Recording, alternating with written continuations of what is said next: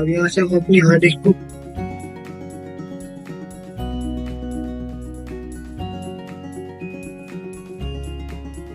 बाहर निकालेंगे और इसका जो केस है इसको हम निकाल लेते हैं ताकि इसको हम एसएसडी में इंस्टॉल कर सकें।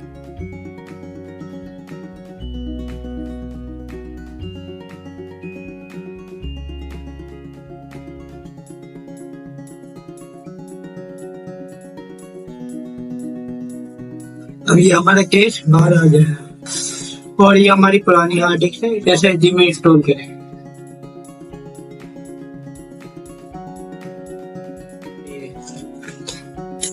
एसएसडी और भी फॉर्म में आती है, जैसे एनवीएमई